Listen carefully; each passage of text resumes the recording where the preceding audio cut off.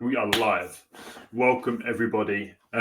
Scott, we won't get started straight away. I'm just going to kill time. Normally, I don't know if you've watched any others. I just ramble along for 90 seconds just whilst people join. If you don't mind, you can just bear with me for 90 seconds. How's things? Yeah, good as gold, to be fair. All good. Nice. I'm excited for this. You had the pre-game nerves. Yeah. Only a few. Like I said, it's the first time I've done one. I've always been a bit apprehensive of putting yourself out there. I like working behind the scenes, but obviously I met you at a mutual friend's wedding and I like what you've been doing. So I thought I'd better jump on one. Yeah, exactly. Look, no peer pressure at all either. I promise I didn't kind of put a gun to his head to do this. It's he chose it as well. But mate, I'm excited for this, and I'm looking forward to sharing this kind of good conversation. And hopefully, we can add some value to people listening. But yeah, with 30 seconds. Hope everybody's having a nice Friday. This is the first time I've done this podcast on a Friday as well, which is quite nice to do. Although it does feel a bit weird not having still having days left after it normally. Yeah. You got to do anything after? You got to turn around anything? They're coaching. They're not kind of standard kind of stuff, but nothing crazy. Fridays are always a bit calmer. Yeah. All right, Scott, you ready? Yep, all good. Welcome, everybody. Thank you for joining. I'm excited to have this conversation. I'm excited to have. I love sport, obviously, and to get somebody working at the elite level, talking about performance is one of my favorite things to do, and have this conversation and talk about it from a coaching standpoint and how Scott is creating that or has been creating that from a youth angle, and see if there's any lessons we can take from that to put into the workplace. It's kind of what my process and thought process here was. And I think it's going to be a really good conversation because I know Scott's got some interesting and cool ways of looking at performance and how we create that and recognize high potential as well. So rather than kind of me butchering Scott's intro, I will start with myself and then I'm going to throw it over to you, Scott. Okay, so for anybody who doesn't know who I am, my name's Rich. I'm a high performance exec coach helping leaders and teams create high performing teams through coaching, team training, and support in many different ways. I also am the founder of Employees Health, which is a workplace wellbeing education company, helping people improve the well-being of their workplaces. This is what's connected to the Wellbeing Chat, and the Wellbeing Chat now is kind of a combination of both performance and well-being, just kind of educating people and giving people a chance to share their stories or help people understand how they can create high performance in the workplace. And so I got the pleasure of being joined by Scott today. And so Scott, rather than me butchering it, can you introduce yourself? Tell me who you are, what you do. Yeah, so my name's Scott Hastings. Worked in probably elite football 12 years. Now do my own private coaching, which I'm really enjoying. But yeah, today probably share some experiences of my previous club and with elite players, like you said, and elite environments to what I'm doing now and how I'm trying to work with individuals and try and help them reach their full potential. Yeah, I love that. Can you go into the journey? So what got you into football coaching? Yeah, so I think like every young person who likes sport, you want to perform and play at the highest level. That wasn't my journey. So I quickly realised coaching is probably the route I'd have to go down to work in football. So I think when I was 15, 16, started helping out building samba goals. If you remember the samba goals, the plastic frames and the nets, that was my job every morning. Mm-hmm. Putting up the goals, putting them down, then helping bibs, balls and cones.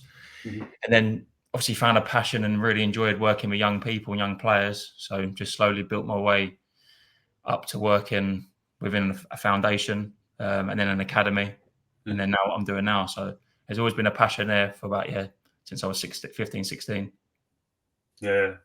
And just before we get into like the meat of this conversation, when you look back at your coaching, what lessons have you learned kind of from that period, from the foundation to the academy? What kind of key things have you seen in yourself? I guess is a pretty great question. There's a lot, but one thing I think if I really reflect back is be yourself and be authentic. Mm-hmm. you'll meet like loads of amazing people with different coaching styles, different personalities, and you might take bits from everyone. I think coaches are sometimes the best thieves. You take a bit from someone, you take a bit from that, you see that practice, you take that, you make it your own, but you can't be someone else. And I think people will see through that, players, staff, parents, whoever. So I think the authenticity of who you are and what you bring, I think, is really key. And any young person starting out, I'll just say, see what other people do and learn, but find your way and what works for you. I love that bit of advice and a bit of knowledge. But I'm going to throw you under the bus here because this is not kind of something we've discussed, but what is your authentic self as a coach? Hopefully what I'm showing now is my authentic self. But I think quite a fun, outgoing person. I try and bring a lot of humour, but a lot of drive to the sessions. If I think about me when I'm coaching and working with individuals, units, teams, it will be to drive the standards, not so much where you're barking all the time, but making sure the intensity, the tempo is higher, the competition's higher. But also, I feel I'm quite good at recognising when players need support. And I think I think that's what I do quite well, is recognising when to challenge, when to support, and to dial it up and down. Like if you're asking me, I don't dial it up all the time. I think I'm probably more supportive, but I try and help the player as best I can. Nice. And what's it like? Obviously, I know you mainly work with academy and 18 under. 18 under is probably correct. Is that 18? Yeah, 18. Yeah, primarily 15, 16s, but had exposure to working with 18s and 21s with individual bits. Yeah, nice. How does your sense of humour land with 15, 16-year-olds? You're similar age to me. Generation is a bit of a generational gap there as well. Yeah, hopefully I'm all right and still probably got a couple more years, mate, where I might lose like my relatableness, but it's okay, mate. It's okay, I think. Nice. Getting into the kind of proper questions. Working with high potential players and elite players, what does that mean? What can you define high potential? Yes, I find it quite difficult to articulate my words. So what I'm going to say might be ramblings. It might not be in order. But high potential, someone who I think has got the ability to perform and make effective decisions consistently. It could be someone who you look at them technically and they might be doing something standout at a young age and you think, wow, that is something special. That is high potential and that is what the future game needs and looks like. It could be a physical attribute. So you might look at someone who's got blistering pace. So could be their high potential, but they might have a bit of support with technical ability, for example. It could be someone who's, when they're young, is when their team's losing and they're the one to grab the ball out of their net or to encourage people. So they might show high potential in different areas. I'm not sure if that makes sense, but I'm trying to justify in my head what I would look for and what I see as being high potential. Yeah, I see that. It's different between like some of that's genetic, right? Some of that's skill based, and then you've got these personalities, like leadership traits and strengths. Yeah.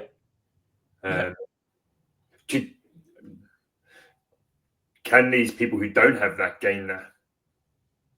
I'd like to think so. You know, if you've got that growth mindset, I think you'd have to do it, but you probably got to work harder. I think some people, personality probably comes more natural, some than it does to others. But I think as long as you identify where you need to improve and how you're going to improve and what you've got to do and who you're going to use to support you and challenge you, I think, you should be able to improve if you've got that growth mindset. It's a key part, right? That mindset piece. Because I've seen from my time in sport and playing hockey, you see so many people with the potential, but without the mindset, who just give it up really quickly. I've played with many players who've been in the England set up from a young age, but then just dropped off just because the interest had gone, or maybe a bit of burnout, or whatever it was, right? So the mindset needs to be key alongside that kind of potential. Yeah. And I think a lot of, sorry to cut you off there, okay. A lot of good environments, good academies, they would offer that support. So I think you can recognise it in the player. They've got a player care team, they've got psychologists. You might have one-to-one meetings with a coach. So I think like the clubs who are doing it the best and the most effective, there is that support there. I'd flip it the other way. If there's not that, if they haven't got the funding or they haven't got the resources to offer that support, I think coaches do a lot of good jobs. That you're not just a coach, you're a mentor, sorry, you're a youth developer, you're an older brother, you're not a parent, but you know what I mean. You've got to wear different hats at different times. So going back to the role of a coach, I think you'd identify where players need to develop and improve and how you can help and try and give them as much as you can. Yeah, it's really interesting, isn't it? You're saying all these things and our brain goes to the workplace and goes, well, you're just talking about situational leadership. As a coach, that you going, okay, well, this person needs to be pushed harder today. This person needs to show the arm around the shoulder and to be coached in a different way. It's the same as what we need to recognize we do in the workplaces. Okay, when do I maybe motivate or push these people harder? When can they manage that? Versus when do I need to go, okay, well, actually, I can see you guys have worked hard, or I need a different way of motivating or communicating with that person. Yeah. And as you're talking, I'm just thinking about it. There comes a point where you can only give so much, because I'm thinking now, like, how are you developing people and people first, then players second, but how are you developing them? And if you give everyone everything, then how are they going to find their own way? I wouldn't put it into a percentage of how much you give. It's almost like an equalizer. Like, do you demand a lot one day, do you support a lot the other? Do you not say anything? Do you say something? I think you're always trying to find that balance across, like, the line, whatever you call it. Yeah, the continuum as such. Yeah. It's interesting there. You think I'm going to pick up on the people over the player, or people over development. Like, you focus on the person first. Yeah, 100%. How does that play out for you as a coach? Yeah, I enjoy that. I think we should think about the person first, because everyone's human. Everyone's got feelings. Everyone might have. I'm going to try and think of an example now. A player who comes in on a Tuesday evening, they might have had a crap day at school. They might have troubles at home. You just don't know what's gone on in their life. So I think you need to understand the player, recognize the player, and then I think everything else comes from that. So the person, sorry, and everything else will come from that. And it's an interesting thing, right? Because when I look at academy and probably the players you played with, you've coached 12-year-olds all the way up to 21-year-olds. There must be such a big difference in the communication and how to do that, the support, the challenge. What does that look like? Can you give us, I don't know, an example of how that's different? Or maybe not an example, but just like an overview of how coaching a 12-year-old is different to coaching an 18-year-old, 21-year-old.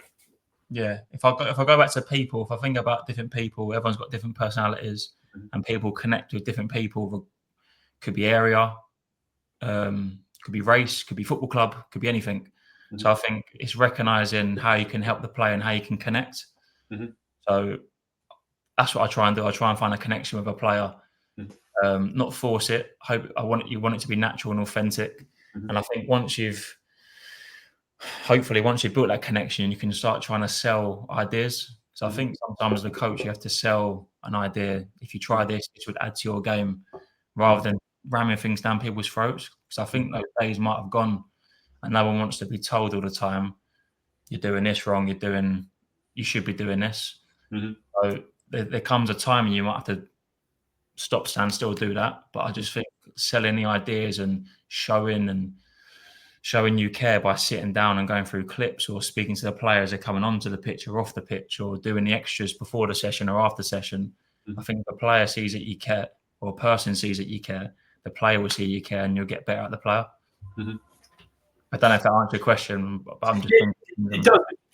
Go back to, like, how do you coach like a 12-year-old differently to the 18-year-old? Yeah. Or 21-year-old? Why is that? Because there's a big difference, and then obviously we spoke about a continuum, right? Like, it's probably going to go from this one extreme, 12-year-olds, to the extreme of, well, some of these skills maybe they've got, and it becomes then a different approach. So when you look at a 12-year-old, what is your coaching process compared to when you've got an 18-year-old? What is your coaching process? Yeah, it's deep. I'm trying to think how I'd relate. So I think when they're 12, I think the patience is key. I think it's under 12s or under 13s football. It's not a win at all costs. You have to develop the players to win, but develop a style, develop them for the future game. So I think understanding the patience and the way you word stuff and the way you communicate and your tone of voice might be different. I still think you've got to show a little bit. Well, you still got to show that as the players get older. But as players get older, they've probably had 8, 9 coaches in their journey, so 8 or 9 different opinions or different styles and different personalities. They've then got their own idea of how things should be. So if I think about an analysis session I've done recently with an under 21 who also plays for England, it wasn't my job to go in saying you should do this, you should do that. It's more, have you seen this? What do you think? If you've done this, how could you improve your position? And those types of questions. So I just think it's about feel and about what's right for the person, I think, as well. Yeah, and I guess it's probably a leading question by me because I kind of see it within the workplace in a similar kind of standpoint. You're working with 12-year-olds, and you think about, and this is like, bear with me with the example, that's the new person into the workplace who maybe needs to learn the skills, right? And so as a 12-year-old, you're teaching the skills, you're going through, and there's a lot more of, well, I'm going to tell you how to do this, and this is going to be a bit more teaching. But as they grow and they begin to learn the football game, or they learn the work they're doing, you go into a coaching style where it's, how do you recognize this? What did we do wrong? What can we do better? Maybe how do you do it differently next time, right? Is that kind of feedback? Do you see that continuum of put the ownership back onto them as a 21-year-old to see if they've got the answers, because that's going to help them control the controllables, compared to they need to learn and understand what's right and wrong still, right? Yeah. And also I'm thinking about impact, and like, I can't remember who said it. I was on a coaching course that talks about the clock. So as soon as you step into the pitch, you're talking, say it's a minute. For me, I think that's too long. Unless you need to, unless it's a day where the players it's like an offload day and they're trying to rest them. But I think, how much impact can you have when you're intervening? Like, the longer you're in, that players are like now, young people, including myself, still class myself as young, but you're on the phone going through TikTok, Instagram. Everyone's got a shorter attention span. So like, when you're connecting and when you're speaking, it's got to be probably impactful, and you've got to consider the time. Yeah, I love that. And I even just like thinking about what I said and what you said there is like, well, if you've got these 12-year-olds, even I think probably the best learning sometimes is if you can throw the question back to them. So even then, what did you do wrong? What could you have done better? It's still a great question for them to understand it as well, right? Not understanding for themselves is going to help them progress. Yeah. But there probably is a little bit more structure in, well, this is kind of how we want to do it. And maybe a little bit more the training is a little bit more skill based. And then as you grow up, it becomes more game based. And then still similar questions. What could you do better? Why did that not work? Yeah. And then going back to the ownership part, if I just talk about some recent examples with analysis sessions, I like to go through the clips. I like to paint them up like match of the day and make them all look good, only because it creates a visual for the player. But then there needs to be a time when I come off that and it's like, okay, now you're going to present back to me with 5 to 10 clips and comment. Because like, going back to ownership piece, you need to find the balance rather than always giving. Because if you keep giving, I don't think people find solutions or find their way or problem solve. Yeah. And that's it, right? The problem solving is where they learn. I'll go back into a little bit of the structure skeleton I got. What creates high performance in elite? Well, high performance in elite academy football or elite footballers. What creates the high performance? I can only talk from the environment I was in. A fantastic environment, great people, great environment, great players. One thing I noticed when I first come in, so my journey was I went into the foundation first, which was like community programs, nurseries, development programs, art school clubs, international, had it all. And then when I went into an academy environment, I just noticed how loud it was, how like the energy of staff, energy of players, the tempo. how quick things were, not just in terms of how the ball was moving, but like if a ball went out, bang, another one was in. You know, things like that where it's simple things, even like balls under the arms of the coach or using someone else to feed in. So rather than me being a one-man band and I'm trying to coach, I'm trying to feed, I'm trying to ref, he's using like the support stuff around you. And I think that's what that club done really well, is using people to basically make the session the best they can for the players. It's all about the players. Keeping the energy higher. Yeah, energy higher, coaching points clear, concise. I did think it helps having good facilities, but at the same time, you think how many players come through other academies into the first team through the Football League, and they might not have access to 12 grass pitches every day, but the environment they still set in that club still creates top or high performing players. Vivardi's a great example of that, right? I'm interested. I'm just trying to see if there's the comparison to the workplace, and I think this question might open that comparison up. What does like the general day? So you said the creating energy, right? And I'm thinking energy. I mean, in the workplace, it's kind of a little bit of pressure, potentially causes stress. In a football environment, that's great, right? But one thing I know from sport is how long are your sessions? How long does that environment or energy last? Yeah, depends on a day. I think obviously you're involved in sport as well. I think you have to really consider the loading of the player, because obviously if they're training 2 hours a day, bigger area. I mean, depends on the area. There's loads of things here, but like if the area size is too big and they're covering too much distance every day, then they're not going to be fresh for game day. So it all depends. But I do think no matter how short or big the block is, so you're working 12 minutes, you're working 20 minutes, you're working half hour, it's when you're working. So in terms of me, this is what worked for me. If I was working in a 20-minute block, let's say, I would try and do, how's my maths now? Can't do my maths on the call. 3 blocks of 6 minutes, that takes you up to 18, but gives you like 2 minutes intervention time. Yeah. Whether you drive by talking to players as the session's going on, which doesn't take any time, whether you're stopping it in the intervals and bringing people in, whether you're doing stop, stand still, I would consider that before the session of like, right, we're going to work for this duration. In this block, I'm not going to stop it for the reason of keeping the tempo high. But when I do stop it, it's going to be short and sharp. I don't know if I'm probably rambling. No, it's perfect, because you're saying 6 minutes, 2-minute intervals, 6 minute, 2-minute intervals. You're saying half an hour. How often were your sessions longer than, or that kind of energy and intensity higher and longer than 30 minutes? Yeah, so half hour. Again, I'm just talking about for me. If I was to do half-hour block, it would probably be more game. So like at the end, 2 blocks of 12 minutes or whatever. But still, like that's still, you're still breaking up 30 minutes. You think about people in the workplace under pressure. It's under pressure over 8, 9, 10 hours, 12 hours without breaks. And I think this is the key thing when you're talking about actually being able to perform, is understanding it happens in blocks and it's not over a long period of time. Yeah. And that's the thing which I think I'm noticing here is like actually to create performance, it's got to be an environment that allows that.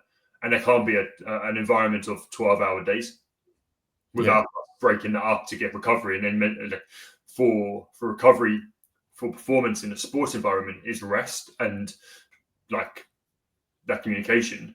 In a workplace, what is the recovery? Is it maybe running a Pomodoro method where you're doing 25-minute stints, 5 minutes just to grab some water, get out of your chair? Or is it, okay, making sure I've got my walk in? What is that recovery, a mental recovery for us to perform at work? Yeah. I mean, that's probably your area of expertise. But, you think back to school times when you'd have break time and you're moving around, you're getting up off your seat. I think it's important to reset and refresh. Just going back to that point about blocks, I'm what's the word? I'm contradicting myself now, because you do blocks of 6 minutes. But when players play up to under 16s, you're playing. Well, it depends. Either 4 blocks of 20 minutes, or you're playing 2 40s. Then when you play older, you play 2 45s. I probably have to have a deeper think about when do you do that, because the players need to practice it at some point, because you want to sustain intensity or control the game so you can have a little rest. But that's another thing for another time. I'm just thinking about myself now. Yeah. but it's still right. It's still, you're thinking about the intensity, but you're also thinking about how much you need to give these people opportunities to rest and recover, which creates the intensity and the energy, right? And that's what I'm trying to get at. Is like, actually, that's the lesson for people who want to create high performance and sustainable high performance in a workplace. Yeah, You can't give energy all of the time. The battery runs low. Definitely. And I think, just going off topic, I think you need to have something outside of what you do. So previous club are very good at encouraging people at having something, a hobby outside of football. And I think that's important, because if you're in something all the time, and it's great, everyone loves the game, but you need to reset and refresh. And I think that's where, if it can become a little bit unhealthy if you're in it all the time. It goes into another thing about mental health and mental well-being, but that's, again, another subject. People more educated than me, I just give them my.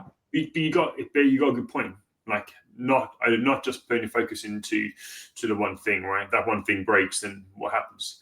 And you see this consistently in sport, in work. Yeah, mate. Just dropping down a little bit. Yeah, way too much. And so it's an important part to think about.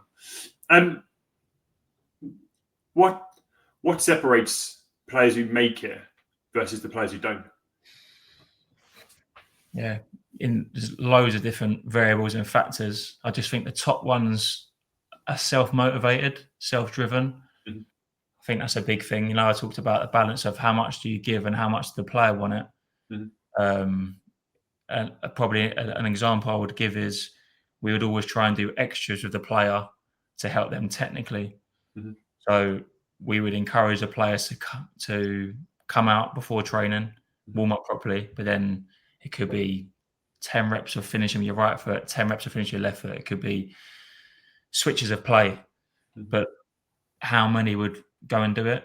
And there were certain few who we would go down to the pitch, and I'd always try and get down there early. I think it sets a good precedent and make sure you set up. The players would be down there before practicing. And I think those players who do the extras, do the extra 1%, do the extra 2%, that's definitely going to help them. I think those who are coachable, I think you need to be able to take on opinion. Maybe even, what's the word? As you get older, you probably have to recognise what is, what is good information, what isn't. Like, you're going to get loads of people talking to you. You get agents, sponsors, people, Instagram, TikTok. You're going to get coaches, you're going to get parents, and get family members. It's just taking all the information and deciding, okay, what is the right information? How am I going to process it? Going back to the coachable part is being able to take on feedback. Again, you're going to work with different gaffers, different personality types. Some are going to be shouty, some are going to be more helping and support of the player. But again, I think it's just taking on the information and willing to listen. And then the last thing, I think, is that want to win and improve. It's probably down to growth mindset. Like, if you're in sport, to perform, and everyone plays to win. So there's no shying away from it. I'm not saying win it as a coach, win at all costs. But as a player, you should be in it to win and want to do well and compete. So to summarise, self-driven, coachable, and then the want to win, or desire to improve.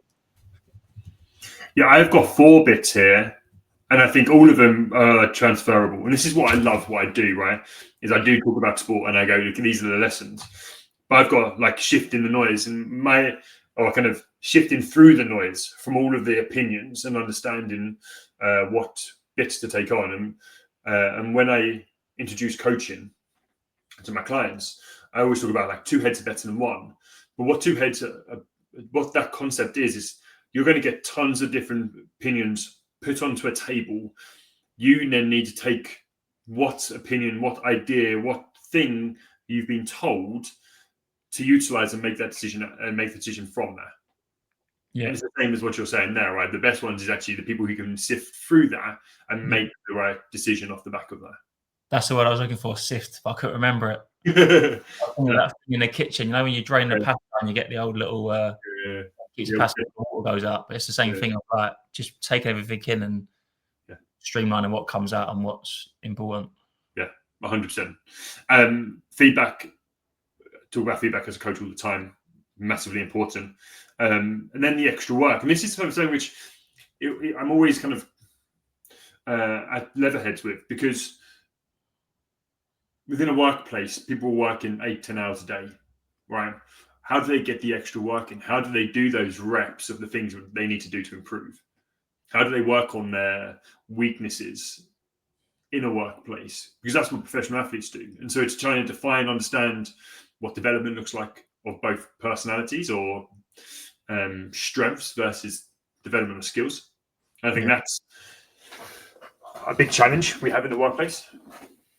Just from my knowledge, look, obviously this is more your area of expertise. I'm sure a lot of guys do sit-down meetings with their managers or one-to-ones. You'd hope the development plan's in place, similar to what we would have with a player or a staff. We'd have a development plan. You'd like to think that they could try and work on those areas of development in the workplace, but also work on your strengths, because can your strengths become your super strengths? Yeah. And is that the language you use in football? Which one, mate? Sorry, super strength. Yeah, super strengths. I probably have used it at times. Yeah, probably would use it.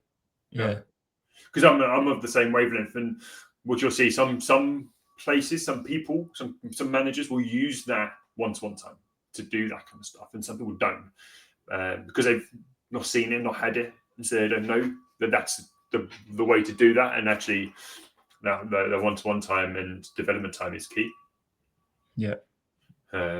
But doing it in a coaching manner, allowing that space, the ownership for the person to take on what they need to. Yeah. How do you balance pushing players to their limits whilst maintaining quality in sessions? Pushing players, how do I maintain it? Can you repeat the question, please? My mind's wandering. How do you balance the pushing of the players, pushing of the people to their limits, really get them to be the best, to the highest performance, whilst maintaining quality? Yeah, if I think, okay, I'm just going to try and put it into a football perspective, into a training session perspective.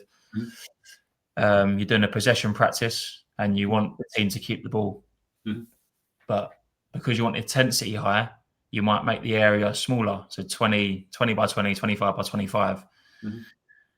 So you do that because you want everyone to be at it, getting close to each other, putting pressure on, but you lose the quality of the keeping the ball. Does that make sense? Yeah. So it's almost like that balance of how do you get the intensity of people pressing, but how do you get the balance of keeping the quality of them keeping the ball? Mm-hmm. And I think it just goes down to feel, like how you feel and experience. Mm-hmm. So like recognizing, okay, maybe we need to go bigger, or do go bigger, and then to keep the intensity of the pressing, do you have another member of staff working on the team out of possession? So I think your multidisciplinary team and use of people is important, because again, you're getting very lucky to be at a club where you've got loads of staff. If you're on your own, you're like a one-man band and you're trying to do everything. Mm-hmm. So then maybe I'm just thinking now, do you offload it to a player who's the leader in the group or who needs that leadership? Okay, you drive your team out of possession while I look at in possession. Mm-hmm. I'm just trying to think of different solutions now. Yeah, I love it.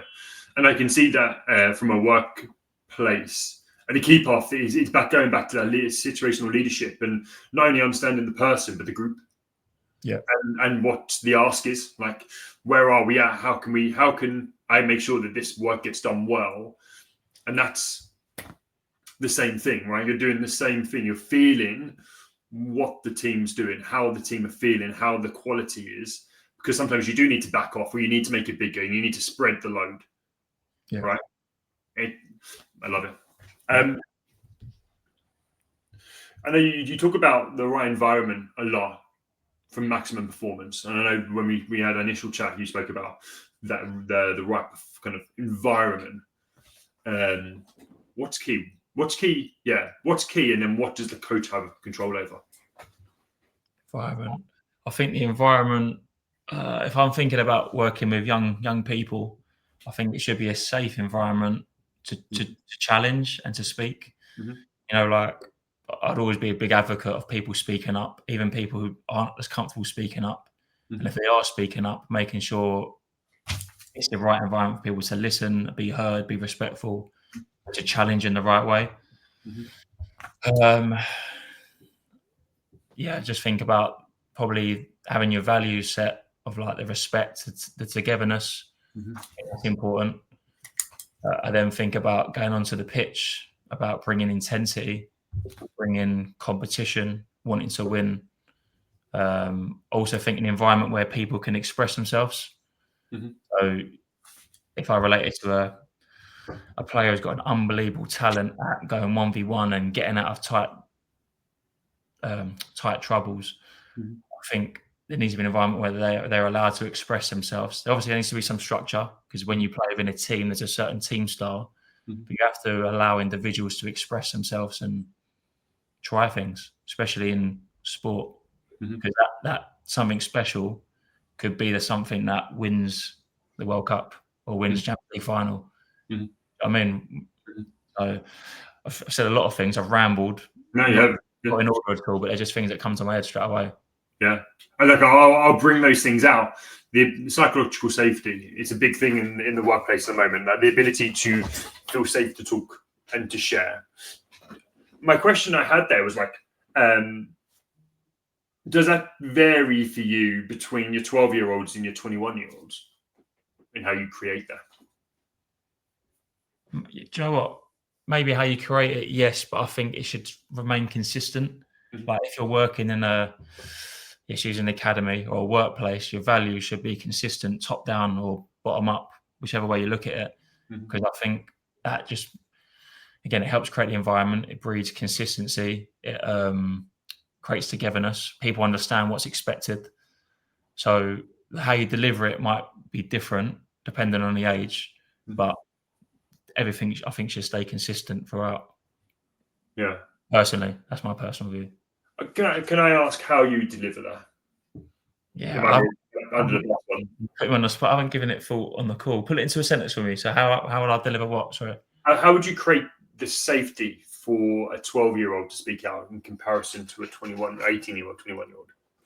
Maybe it's if I use an analysis meeting, for example, it's probably good to put an example in. I think the initial, how you set the tone before we start is important. So for me, it would be important to address the fact that we're going to ask people to step up and speak and be brave. We need to respect their opinion. But at times we might need to challenge, but challenge in the right way. So that's off the top of my head. And that's something I'd probably try and do. And even if on the training pitch, if I think about a group of players I worked with the other night, a lot of new faces were there, which was great to have so many new faces in. There was a lot of the core group that was there. And I'm very conscious of the core group sticking together and the new people being on their own. I wouldn't want that. So I suppose it comes down to the environment I've tried to create is a togetherness. When you come, it doesn't matter what badge you wear, you're all part of the session. So I hope that helps a little bit. That's just 100%. There's a concept, I don't know if you've heard of this, called the no dickhead rule. It's the Kiwis created it. And it's basically psychological safety, right? And it's creating a safe space. But the concept is you can say whatever you feel, say whatever you want without judgment, and without like people making you feel stupid, and feeling like a dickhead, right? And that's the concept of it, which is kind of what we're trying to create in workplaces and in sport, right? Yeah, definitely.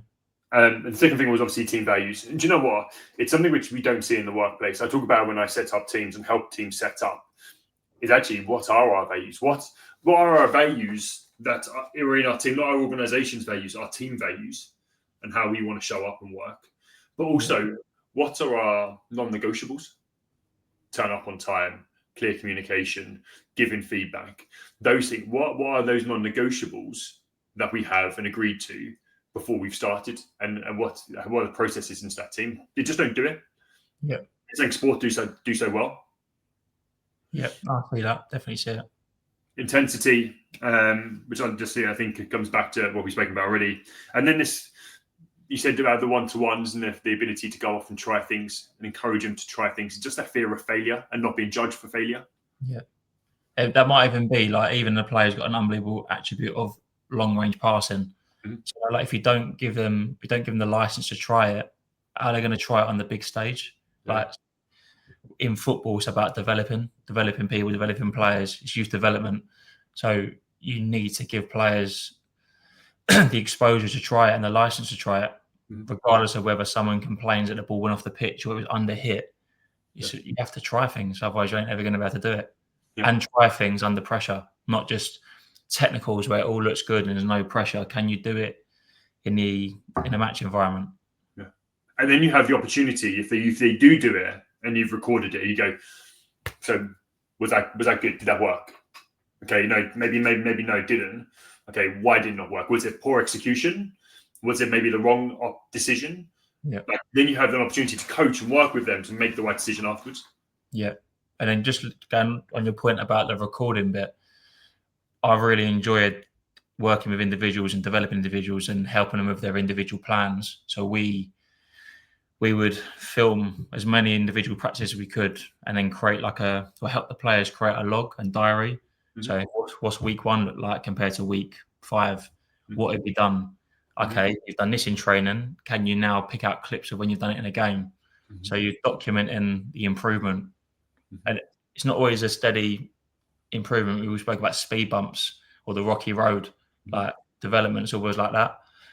But hopefully, if you look at the trend line, you do see you should see improvement over time if you're doing things the right intensity, the right speed, the right practices. Yeah. I love that. Look, I just want to speak to if anybody's listening and watching. If you have any questions to add and jump in, please add those to the comments because we're coming to the end. And so, if we can get some more questions, maybe some better questions, then please get involved. I got one more question before I round up, right? And this is the difference between one-to-one coaching and group coaching. What do you see as the advantages and the disadvantages of it?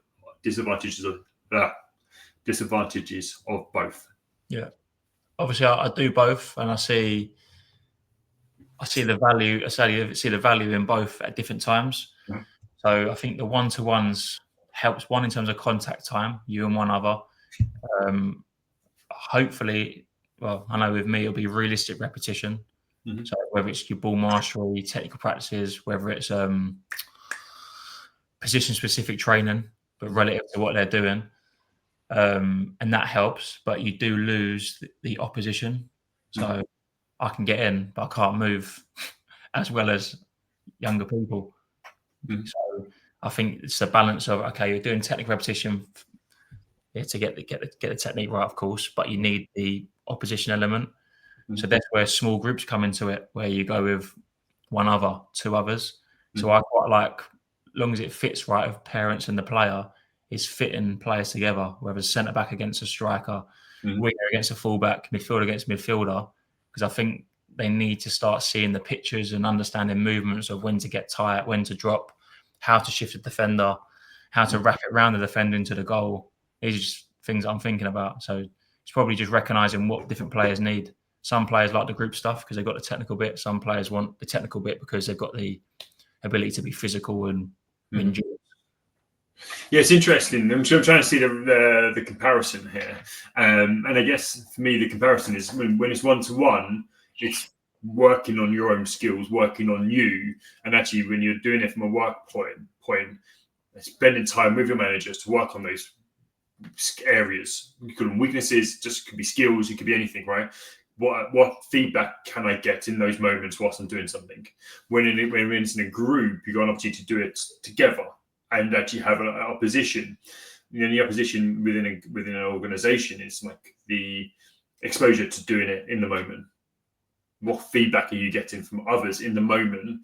And that could be verbal, it could be just working together and communicating. And so, for me, that's how I see those two differences. I don't know whether that's a good analogy. Yeah, and also, so as you were talking, I was just thinking about another thing. I like bringing the competition element. So, as a player I work with, 1v1, unless you're in there driving, it goes back to how much you give the player, but you really see the best of them when they're in an opposing environment. I'm trying to sell the idea of the technical repetition and match speed, but I don't think they can't understand what it feels like doing the isolated practices at match speed unless they're in the pose and someone's putting pressure on. So there's that. Yeah, I completely agree. I mean, I feel the same in hockey, right? We do the technical bits where we work on the skill itself. It could be passing the ball in a straight line. It could be receiving and turning. But it's important. But when you'll get more adrenaline and get better work from when you're in the environment because they're in this competitive. I find this. Yeah. When you're in that space, it's more enjoyable. And actually the challenge is hard. And that's where you find maybe that progression happens more. Yeah. We have got a comment here. Actually, it doesn't say your name, so if you could add your name as well, just so we can see that as well. Which says, let me see if I can bring it up here and we can read it together. Okay, so it's key that players have a safe space to be fully vulnerable and have real conversations. Players suppress feelings to prevent a contract breakdown or tarnish their reputation. Being judged, to name a few, this is how they see it. If a person is heard, valued, and seen, the player has better chance to thrive and reach their full potential. How well do we know our person behind the player? Thank you for putting that in. Yeah, great question. Did you want to go or do you want me to? This is you. Yeah. Yeah. I think all really valuable points. And if I think about young people and you think the pressure's we was all young once. We all had to put our hand up in class and worried about getting something wrong. And especially when you come into these elite environments, it's dog eat dog. Mm-hmm. People can be trying to find the words. People can be mugs about it. Do you know what I mean? Mm-hmm. So like you get something wrong and people can laugh at you, and I completely get all that. And when we go into the real world, it's not all roses and daisies, and things ain't all going to be nice. Mm-hmm. But I think, especially in youth development, you have to create that culture of like being valued, opinions heard, speaking up. So I haven't really answered the question, but I think it's more around observations. And I completely agree with what they're saying. It's tough for young people. Really tough. This is so interesting. So I know where you were, and I know in that elite environment, player care managers, sports psychs, there are all these great support networks. How much does what they share and those relationships that they build get fed into you, so you have that awareness and that knowledge so that you can support these people correctly? Yeah, there's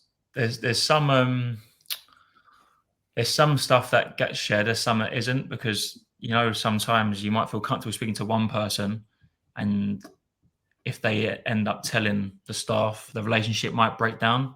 Mm-hmm. So sometimes you just trust the individual to deal with it and speak at the right time. Mm-hmm. And it just goes down to relationship. I said about relationships again. Mm-hmm. It's about, someone said there about understanding the person for the player, which I spoke about earlier. It is about the person. So who does the person connect the best with? If it's not with me, who can I speak to support the player, the person, first? Mm-hmm. So it's just understanding the right time and understanding the individual and how you can help them. Yeah. Now I'm trying to think about that conversion into the workplace, right? And luckily, unluckily, we're adults, right? For the most part, 21, you could call yourself an adult, I guess, but we have the ability to build these relationships on an adult to adult path. Sometimes we don't. Sometimes the way the hierarchy in organizations isn't set up like that. But actually, if you get, as a manager, if you can begin to build that person before the employee, person before the resource, then you're going to build that relationship where trust is built, where you can have those communications, you can go through those challenges and struggles, and you can communicate when you are maybe injured or struggling, right? Which I think is important. Yeah. I think so many people forget, and this is just me now just sharing, I think so many people forget we're adults bumbling through life, making wrong decisions left, right, and centre, trying to make the right ones all the time. And I think it's just a really nice awareness that we can go into all of these relationships with. Yeah. Yeah, no, definitely. And I think we're all human. Everyone's trying to do well in life. Everyone's trying to look after their friends and family and trying to be the best they can be, hopefully every day. And I think kids are even more the same, but with less experience to do that. And so that's when you'll see these kind of outbursts potentially. Mm. Thank you, Paddy, by the way. Thanks, Paddy, for putting that comment in. Yeah, thanks. Yeah, top man. I don't know whether you know Paddy. I recognise the name. Okay. Yeah. Look, before we close up, I've got one question for you. It's always like, what's your biggest tip or top 3 tips for people to create high performance? God, it's so deep. Trying to summarize it. I think I know I spoke earlier about authenticity, and I think that's really important. Like, take what you can from others and make it your own, but be your own person. Mm-hmm. Again, thinking about individuals, how can you develop the person before the player? Mm-hmm. How can you help young people, reach their potential? And last one, I think probably is self-drive. Like, how determined are you to improve yourself? Because there's no point preaching it to players if you're not going to do it yourself. Mm-hmm. So whether it's coming on a podcast for the first time and trying to talk about things, whether it's trying a new session because you're thinking this might help the players out more, whether it's going on a course to develop your knowledge, I think you need to show the willingness to learn and keep developing. I love that. That's right up my street as well, off my hymn sheet. Scott, I appreciate you. Thank you for sharing and sharing all this knowledge. I hope you've enjoyed it. Yeah, no, it's been all right, to be fair. Yeah. It's not as scary as it looks. You do a couple more now. It was all right, mate, too. Yeah, it was all right. Mate, thank you. Paddy, thanks for your comments, and everybody else who's listened, thank you for joining. Hope you enjoyed that. Great session. I knew it would be, but I'm biased. I love sport. And Scott, say where you're at. But everybody else, thank you. And I'll see you on Monday when I'm talking to Carol in regards to Stress Awareness Week. So, yeah, thank you for joining. Cheers. Take care.